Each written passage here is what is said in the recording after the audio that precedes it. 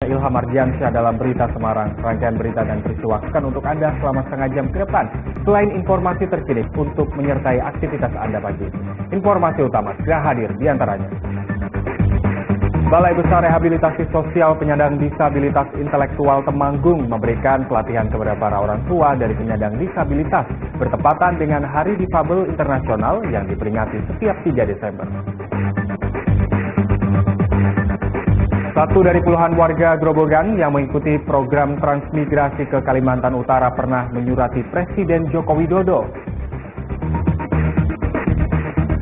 Ratusan pencinta otomotif dari berbagai wilayah mengikuti off-road di lapangan Gembung Akademi Militer Magelang.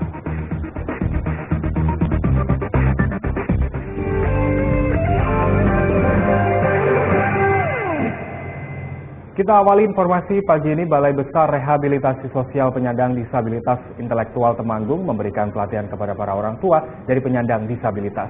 Selain memperingati Hari Difabel Internasional setiap tanggal 3 Desember, pelatihan ini untuk meningkatkan penanganan disabilitas intelektual. Memperingati Hari Difabel Internasional setiap tanggal 3 Desember, Balai Besar Rehabilitasi Sosial atau BBR SPDI Kartini Temanggung menggelar pelatihan pola asuh yang menyasar para orang tua kaum dispsiang. Tua yang ikut hadir dalam pelatihan cara pengasuhan yang terbaik bagi anak-anaknya. Materi pelatihan seputar peningkatan penanganan disabilitas intelektual. Supaya nanti seandainya pulang ke rumah harus diasuh secara baik, tidak boleh istilahnya di anak tua ya harus disamakan seperti itu.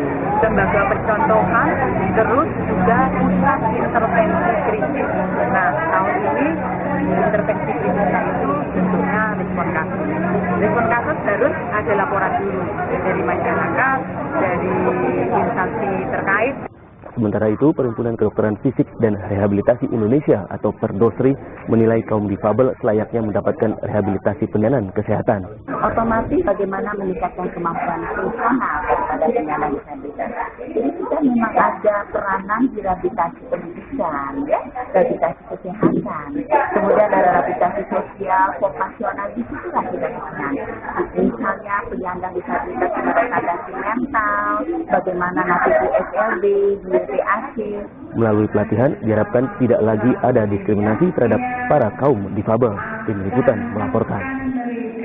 Komisi Pemilihan Umum KPU Grobogan segera membuka pendaftaran jalur independen bagi pasangan bakal calon bupati dan wakil bupati yang akan bertarung pada Pilkada 2020. Pasangan calon independen harus memiliki dukungan 6,5% dari jumlah daftar pemilih tetap.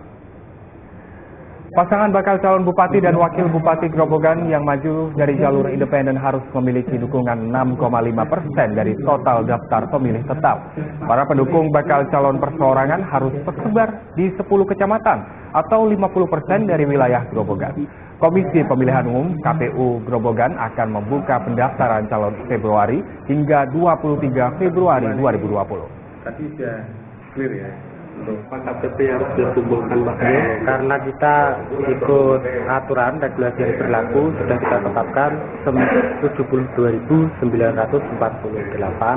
yang tersebar di 10. Itu beras dari berapa Pak? Jumlahnya berapa? Itu dari DPT pemilu terakhir 1.122. Kita ke informasi selanjutnya. Puluhan warga Grobogan mengikuti program transmigrasi ke Kalimantan Utara. Salah seorang transmigran merupakan penjual bakso goreng yang sempat menyurati Presiden Joko Widodo terkait niatnya ikut transmigrasi.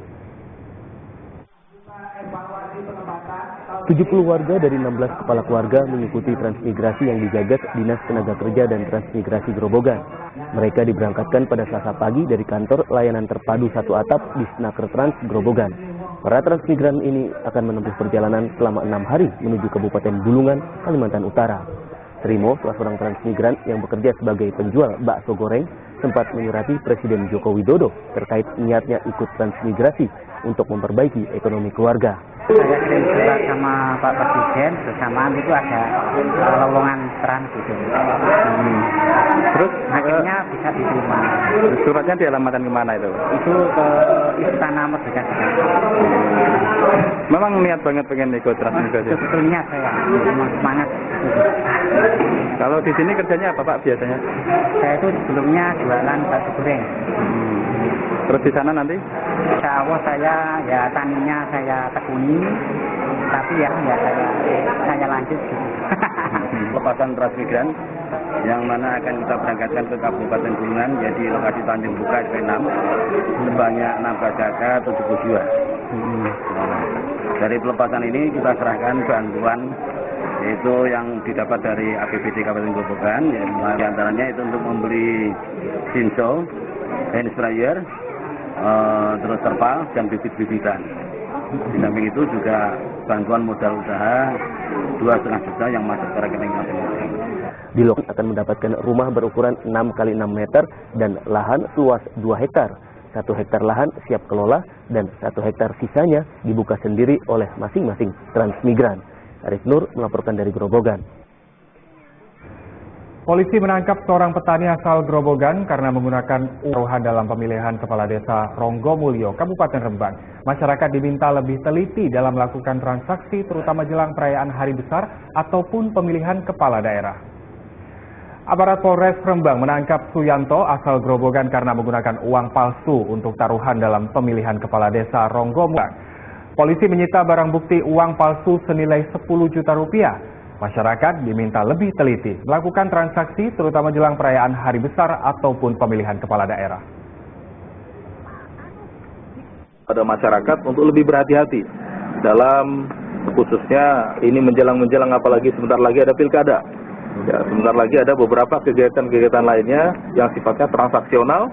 Ini kami menghimbau kepada masyarakat untuk lebih berhati-hati dan lebih teliti lagi. Ya, ratusan pecinta otomotif dari berbagai wilayah mengikuti off-road di lapangan Gembung Akademi Militer Magelang. Selain mempererat silaturahmi, acara setiap tahun ini untuk memeriahkan ulang tahun ke-62 Akademi Militer Magelang.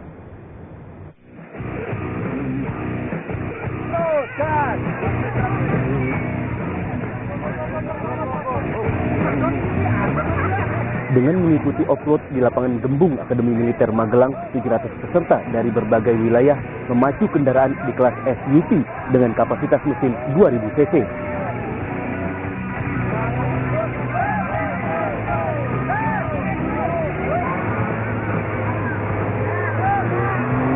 Selain mempererat silaturahmi, acara setiap tahun ini untuk memeriahkan ulang tahun ke-62 Akademi Militer Magelang. Ini ada kegiatan forum pecinta otomotif di Magelang, ya. Tapi yang hadir ini dari Jogja, termasuk dari Semarang. Nah, kenapa ini dilaksanakan? Ini dilaksanakan adalah jadi apel besar itu dari seluruh pecinta otomotif kita kumpulkan. Tidak hanya tertentu secara eksklusif otomotif tertentu, tapi sesungguhnya kita kumpulkan untuk bersilaturahmi. Saat off-road, seluruh peserta berkendara menyusuri semak belukar sejauh 8 km. Melintasi medan berat, kendaraan para off-roader harus ditarik kendaraan lain. Bagi 3 pemenang berhak menerima hadiah uang pembinaan.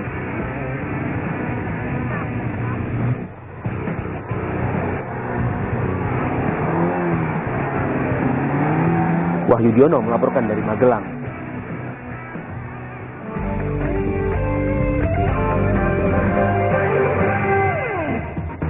Baik, kami sampaikan kembali informasi utama hari ini. Balai Besar Rehabilitasi Sosial Penyandang Disabilitas Intelektual Temanggung memberikan pelatihan kepada para orang tua dari penyandang disabilitas bertepatan dengan Hari Difabel Internasional yang diperingati setiap 3 Desember. Satu dari puluhan warga Grobogan yang mengikuti program transmigrasi ke Kalimantan Utara pernah menyurati presiden di berbagai wilayah mengikuti off-road di lapangan Gembung Akademi Militer Magelang.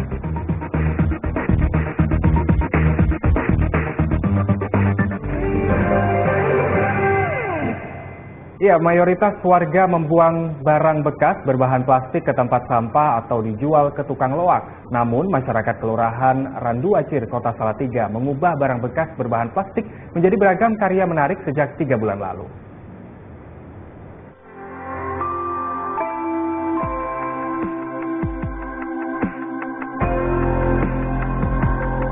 Ada yang beda saat memasuki Kelurahan Randu Acir, Kota Salatiga. Masyarakat tahu kampung barang bekas antik. Mereka mengubah barang-barang bekas menjadi beragam karya bernilai seni sejak 3 bulan silam.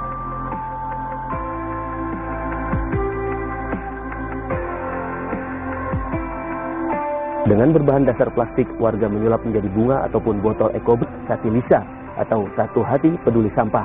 Peran serta Bank Sampah sangat berperan sekali karena ini baru mulai 1 September menggerakkan warga. Yang pertama adalah menggerakkan warga untuk sadar kebersihan. Yang kedua adalah kesadaran adalah mendaur ulang sampah menjadi barang yang lebih ekonomis sehingga meningkatkan pendapatan keluarga. Adanya bank sampah ini diharapkan Kampung Resik menjadi bersih dan sehat tanpa pencemaran lingkungan. Yulianto melaporkan dari Salatiga. Petugas pemadam kebakaran Kabupaten Kendal gencar melakukan pemusnahan sarang tawon Vespa. Dalam sepekan terakhir, petugas langsung menggunakan obor untuk membakar sarang dan tawon yang kabur disemprot pembasmi serangga. Sarang tawon Vespa di Desa Sumberjo menjadi lokasi pertama tim pemadam kebakaran Kendal melakukan pemusnahan. Sarang di bawah tangki air sebuah rumah kos ini meresahkan warga sekitar sejak sebulan silam. Lokasi kedua sarang tawon yang didatangi adalah kebun warga tidak jauh dari lokasi pertama. Petugas langsung menggunakan obor untuk membakar sarang dan tawon yang kabur disemprot pembasmi serangga. Sama di rumahnya Bu Bibit di Tubuh Langseman ya, Desa Lengseng ya, Desa Sumberjo, Kecamatan Kaliwungu. Ini kita bersama tim sektor Kaliwungu dan kita evakuasi, alhamdulillah dalam keadaan sudah selesai. Dan kemarin karena kita segera lanjutin karena ada korban dari pihak warga sekitar. Puluhan petani di Grobogan menggelar doa bersama di Bendung 8 Kecamatan Gubuk. Kegiatan ini rutin dilakukan setiap awal musim tanam.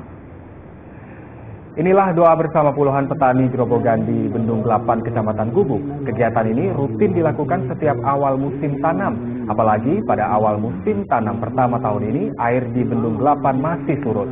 Melalui doa bersama ini diharapkan intensitas hujan yang turun bisa bertambah. Kemajuan teknologi berkembang pesat. Para generasi muda termasuk pelajar, mahasiswa, dan dosen dapat berpartisipasi memajukan bangsa melalui inovasi digital di era industri 4.0 serta meningkatkan riset berkelas. Perkembangan kemajuan teknologi terus memasuki dunia pendidikan tanah air. Sejak 2 bulan silam, SMP 2 Salatiga telah memiliki layanan perpustakaan digital untuk mendorong minat baca para murid. Program bernama Prakasita Digital Library ini dapat diakses melalui portal sekolah ataupun aplikasi Android tanpa mendatangi perpustakaan. Keberhasilan murid SMP 2 Salatiga itu sejalan dengan amanat Wakil Gubernur Jawa Tengah Taj Yasin yang mengajak para generasi muda berpartisipasi memajukan bangsa melalui inovasi di era digital serta revolusi industri 4.0. Pahlawan masa kini itu tidak harus mengangkat senjata, tetapi bagaimana memeras otak kita untuk memajukan bangsa kita, sebab kita. Dan itu semua dituntut dengan revolusi era digital 4.0 ini. Maka industri 4.0 ini menantang kita untuk berinovasi. Selain tingkat lokal dan nasional, kaum milenial hendaknya turut berprestasi di kancah internasional. Salah satunya melalui riset Kurnianisi, dosen Politeknik Negeri Semarang, dalam ajang World Class Professor 2019 yang didukung Dirjen Sumber Daya Iptek Dikti Kementerian Pendidikan dan Kebudayaan. Harapan dari program ini untuk teman-teman di Politeknik Negeri Semarang mampu meningkatkan gairah menulis dan juga publish di high impact journal. Juga meningkatkan gairah untuk riset yang berkelas dunia, untuk world class research. Itu aja yang utama sih, yang lebih penting. Menghasilkan kolaborasi dengan perguruan tinggi dan profesor di luar negeri yang lebih baik, sehingga hasil inovasi dan publikasi yang lebih baik lagi. Kita berkeinginan inovasi-inovasi baru akan ditemukan untuk bisa nantinya berhasil dan bisa meningkatkan kesejahteraan masyarakat ataupun juga ekonomi. Sementara itu, dalam kuliah umum di Universitas PGRI Kota Semarang pada akhir Juli 2019, Menteri Keuangan Sri Mulyani menegaskan masyarakat dunia sedang persiapan menghadapi era Society 5.0 merupakan lanjutan revolusi industri 4.0 dengan corak kehadiran teknologi informasi sekaligus artificial intelligence yang berkembang pesat. Tim Liputan melaporkan. Dinas Pendidikan Salatiga menyikapi serius salah tulis nomor seri tahun kelulusan pada ijazah ratusan murid alumni SMP Negeri 1 Salatiga. Akibat kesalahan penulisan itu, para murid yang kini duduk di bangku SMA terancam tak bisa mengikuti ujian nasional.